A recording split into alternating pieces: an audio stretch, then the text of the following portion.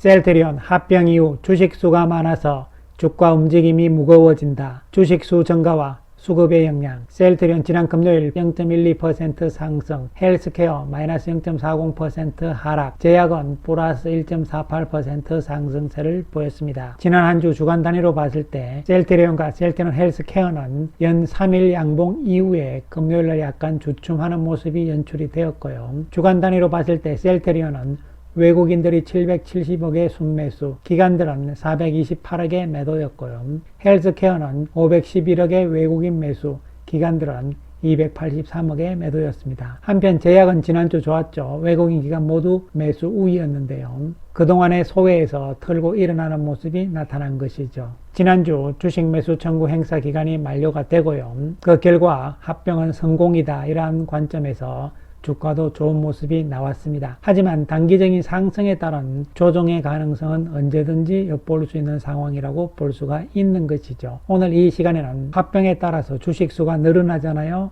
따라서 주식수가 너무 많아졌기 때문에 주가가 수급에서 영향을 좀 받을 것이다. 이런 이야기들이 많잖아요. 그렇다면 합병 이후 주식수가 얼만큼 늘어나며 늘어난 주식수가 수급에는 어떠한 영향을 줄 것인지에 대해서 살펴보도록 하겠습니다.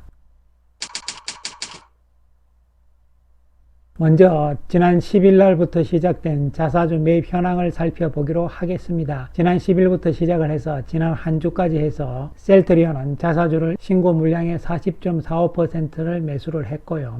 헬스케어도 43.71%를 매수를 했습니다. 지난 한 주 동안 주가가 좋은 모습이 보였지만 자사주는 조금씩 계속 샀다는 이야기죠. 다음 주에도 이와 같이 조금씩 매수하는 상황은 나올 것으로 보이고요. 특히 주가가 조정이 나오면 매수 규모가 조금 늘어나지 않을까 예상을 해봅니다. 그리고 최근의 수급 변화에 대해서도 우리가 살펴보게 되면요. 셀트리온의 경우에는 합병을 발표하고 10월 말까지 개인 투자자들이 306억의 매도에 불과했습니다만 11월 들어서는 개인 투자자들의 매도가 늘어나면서요.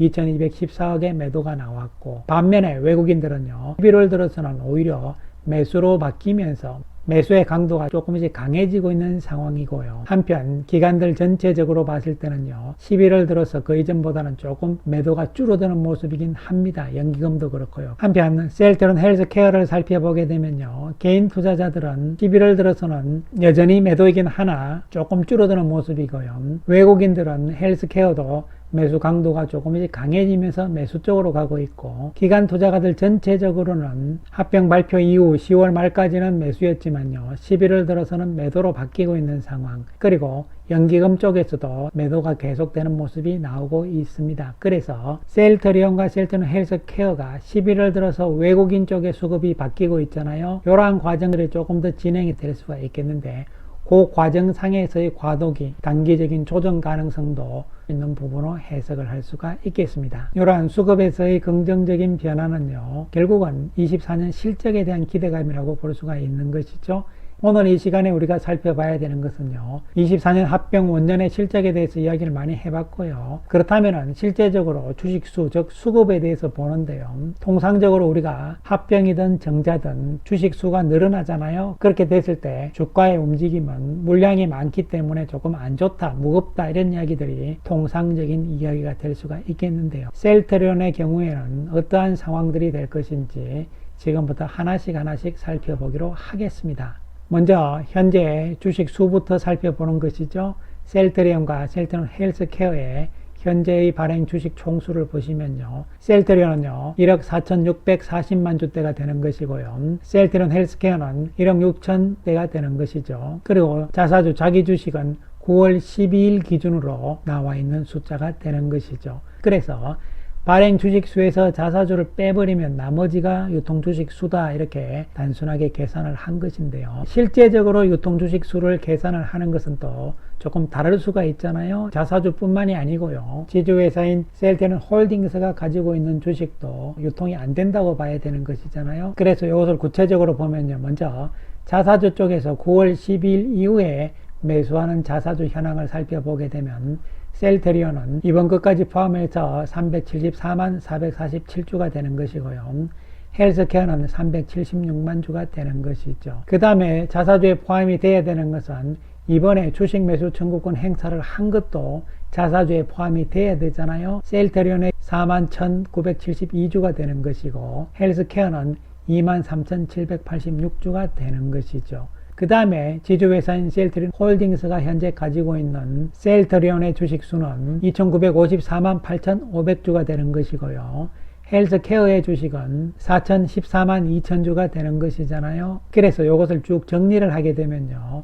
일단 셀트리온의 발행 주식수 그리고 셀트리온 헬스케어의 발행 주식수인데 합병 비율대로 셀트리온 헬스케어의 주식이 셀트리온의 주식으로 바뀌는 거잖아요. 그런데 지난번에 셀트리온 헬스케어 주식 소각을 230만 주대를 하기로 했잖아요. 그래서 이것을 다 제하고 나면은 합병 셀트리온의 주식수는 2억 1925만 2,809주가 되는 것이죠. 그러면은 2억 2천만 주가 다 유통이 돼서 주식시장에서 거래가 되는 것이 아니고요. 잠기는 주식이 있잖아요. 먼저 자사주인데요.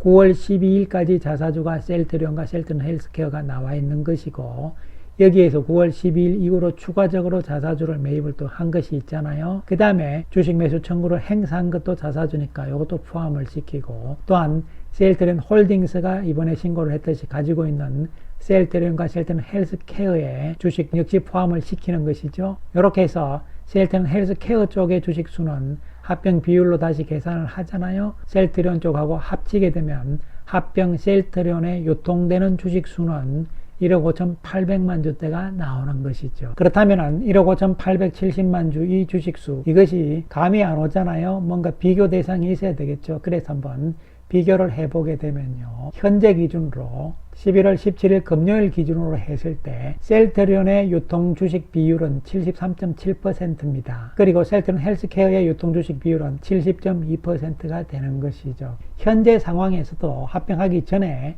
셀트리온과 셀트리온 헬스케어는 전체 주식 가운데서 70% 이상이 주식시장에서 유통되고 있다 이렇게 생각을 하시면 되겠습니다. 물론 이 숫자에는 실제적으로 유통이 안 되는 잠겨있는 주식도 있겠죠. 물론 그러나 공식적으로 계산할 수 있는 부분만 계산을 한 것이니까요. 그러면은 합병을 한 합병 셀트리온은 어떻게 되냐면은 유통주식 비율이 72.4%가 되는 것이죠. 그래서 사실 합병 이전 상황과 거의 큰 차이는 없을 수가 있는 것이죠. 그런데 문제는 뭐냐면은 실제적인 주식 수가 문제라는 것이죠. 실제적으로 유통되는 주식 수를 봤을 때는요. 현재의 셀트리온이 1억 700만 주대니까요. 합병 이후에는 약 1억 5,800만 주대니까 5천만 주 정도의 주식이 실제적으로는 더 많아진다는 측면으로 해석을 할 수가 있는 것이죠.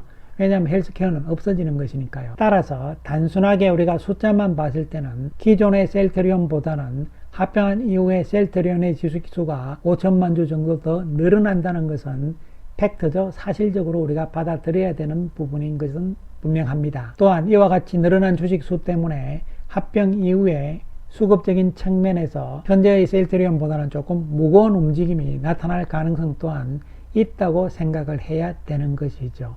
그러나 중요한 것은 그 이후에 늘어난 주식수가 어떻게 흡수가 되느냐가 중요한 부분이 될 수가 있는 것이죠. 일단은 패시브 자금들이 들어온다는 것이죠. 왜냐하면 주식수가 늘어난 만큼 또 시가총액이 늘어난 만큼 패시브 자금 입장에서는요. 비중이 늘어났기 때문에 그만큼 주식을 더 사야 된다는 개념이고 회사 측에 보는 것은 약 6천억 전후를 보고 있는 상황입니다. 여기에 대해 더 생각할 수 있는 것은 합병 이후에 실적이 좋아지게 된다면 자금들은 더욱더 많이 들어올 가능성이 있는 것이고 이에 따라서 중요한 것은요 펀더멘탈이라고 볼 수가 있는 것이죠. 만약에 실적마저 뒷받침이 되지 않은 상태에서 주식 수만 늘어났다 이렇게 된다면 주가의 움직임은 무거워질 수밖에 없는 것이고 실적 측면에서 좋아진다 즉 펀더멘탈에 따라서 결국은 수급은 영향을 받는 것이거든요. 그렇기 때문에 실적이 더욱더 중요하다고 볼 수가 있는 것이죠. 특히 당장 24년의 실적이 상당히 중요하고 24년 실적에 있어서 여러 가지 추정치들이 나오고 있는 상태입니다. 그리고 지금 아무도 알 수가 없는 부분들이 바로 짐펜트라에 대한 미국에서의 매출액이잖아요. 앞으로 어떻게 진행되느냐가 가장 핵심 사항이 되는 것이고 또한 내년 1분기 실적에 있어서도 짐펜트라가 가장 중요한 부분이라고 볼 수가 있는 것이고 이에 대한 전망치들, 추정치들이 아직까지는 다 헷갈리고 있는 상황이거든요. 그러나 크게 봤을 때는 진펜트라의 미국에서의 성공 가능성이 높다는 측면에서 우리가 접근을 할 수가 있는 것이죠.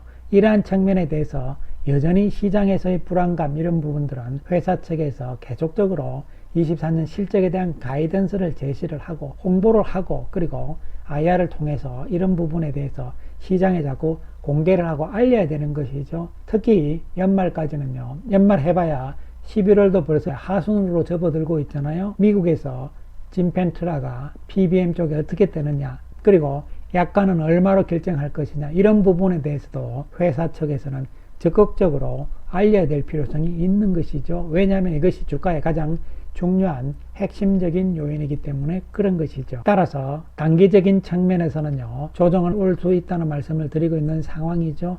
그러나 이러한 조정 과정을 거친 이후에 수급적인 측면에서의 손바뀜 현상이 나오면서 추가적인 상승에 대한 기대감은 우리가 가질 수 있는 상황이라고 볼 수가 있는 것이죠.